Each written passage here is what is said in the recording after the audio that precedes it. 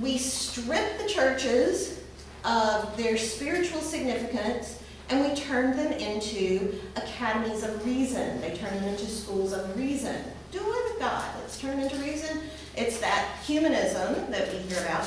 But this is a humanism where it's, well, we can figure it all out with reason. Now we move past that, and here we've got Wordsworth who is saying, oh, where's God?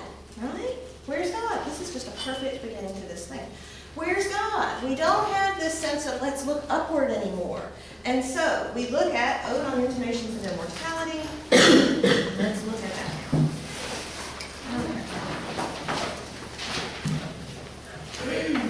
Page 795. Okay.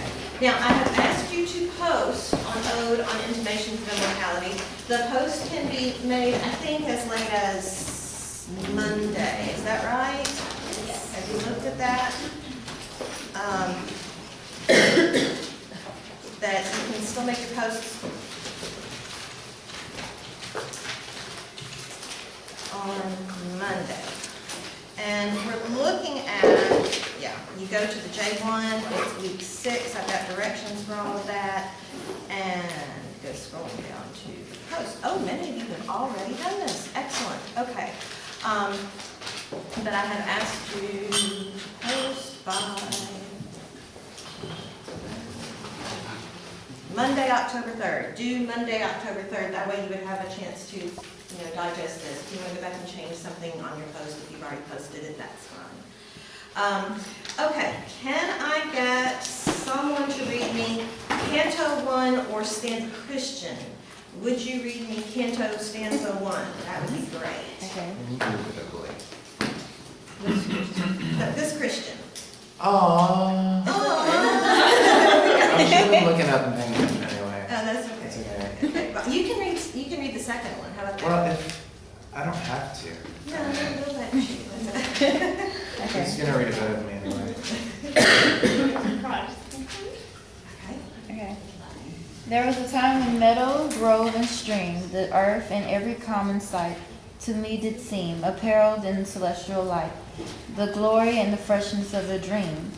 It is not now as it has been of yore. Turn wheresoever I may, by night or day. The things which I have seen, I now can see no more. Okay. Now, I want you to think about something. Just think about the language in this poem. How many of those were really long, confusing words? Not a lot. Not a lot of them, right? We don't have sylphs and salamanders. We don't have a card game called Umber that we're going, what is this, right? It's not confusing. This is poetry written in the common language, right? We're writing, we're reading something here that we can pretty much understand. So simple language is part of romantic poetry, like Little Lamb Who Made Thee. We know what all those words mean. Simple common language, celebration of the common man, celebration of simple things, that sort of thing. But what is he saying here? It's simple, but what is he saying?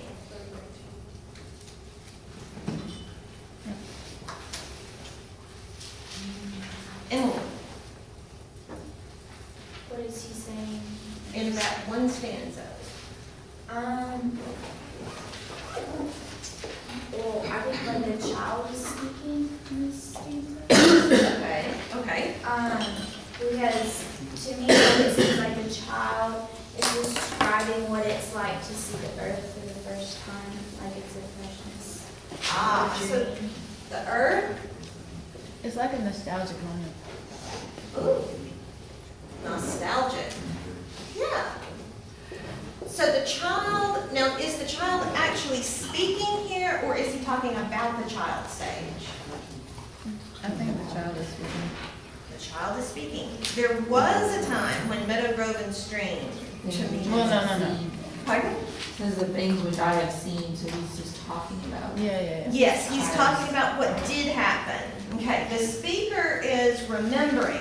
That's why it's not, a child isn't nostalgic. Children typically are not nostalgic because they don't have anything to remember to be nostalgic about. Okay. So, because they haven't gone through that much experience. But the earth, it's fresh. It seems apparelled in celestial light. Okay, that line could get confusing. What does it mean what is apparel? It's dress. Dress, clothes, okay. It looks like it is clothed in celestial light. It's heavenly. It's something that's glorious and romantic about it. Good, yes, it's heavenly, exactly. We're drawn upward like that cathedral, right? It looked like it was apparelled in celestial light. Used to the glory and the freshness of a dream. Now, that is the child stage when that was going on. Now, it is not now as it hath been of yore. Yesterday is yore. Turn wheresoever I may by night or day, the things which I have seen, I now can see no more. What stage is that? The adult. Because he has had a break with that unity with nature. He's no longer unified with nature. So there's that break there, and he's like, oh, it's not beautiful. Canto 2, the other Christian in the class, by name. We are perfect, we got more than just two. To be so specific, it's ridiculous. The rainbow comes and goes, and lovely is the rose. The moon doth with delight look round her when the heavens are bare. Waters on a starry night are beautiful and fair. The sunshine is a glorious birth, but yet I know, where'er I go, that there hath passed away a glory from the earth. Tell me what that means. What's he saying? Okay, one of the guys in the back here. Yes. Okay, your friend. Okay. So nice. Okay, well, who's got a book? Did either of you? I did the homework. You are troubled in. You have I to did give the them your book. homework too. Give them your book. Give them your book. Now, see, when you don't bring your book, then you have to answer questions. Okay, we're on Canto 2, under The Rainbow Comes and Goes, top of page 796. Okay, so what I want you to do is tell me, does it sound like everything's happy and beautiful, or how does he feel? What is it? What is it? He's talking about rainbows. Talking about rainbows, yes. Roses.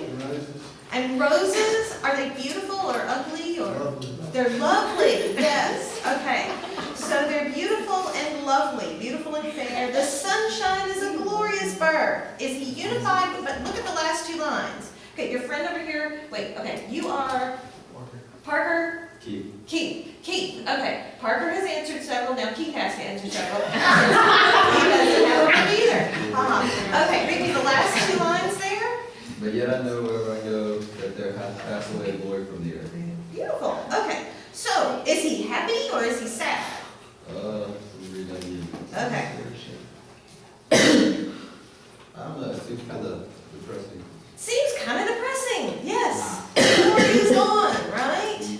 He's like, it's like, okay, he must have, we know that there's this beautiful stuff, and he recognizes that it should be beautiful. You go to the Bellingham Gardens, go, oh, how beautiful, it's lovely, but I'm just not moved by it today, right?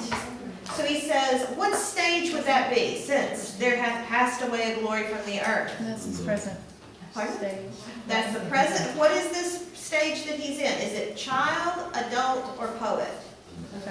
Child. Adult. Adult. Okay. The child would just be dancing around in the flowers going, this is great. The adult is going, Sadness. it's like, 3 days before payday, and yeah, real pretty rainbow, but the check's gonna bounce. It's that kind of thing. It's the adult has all sorts of other cares that weigh him down, and he cannot appreciate how beautiful the flower is, even if he just bought them at Walmart. And he's like, oh, beautiful mums this time of year, right? Beautiful mums in the fall, and then we're going, yeah, the check's probably gonna bounce, because it's like not payday yet. I'm too worried about it, so.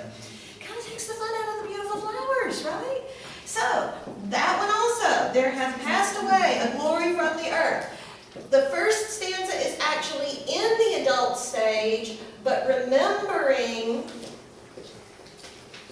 the child stage, when the earth is fresh. There's this nostalgic, the fresh, the glory and the freshness of the dream. Same thing here.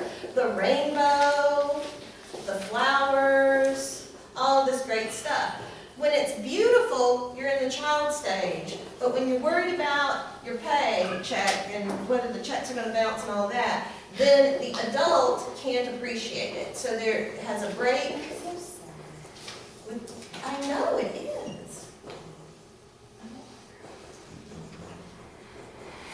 Okay, so there's this sense of loss. Number 3, Canto 3, how about, okay, gentlemen in the back who forgot their books. Wait. Keith, all right, Keith. It's like, come on, man. Number 3, oh, now you get to read all about birds and land. No, never forget this book again. All right.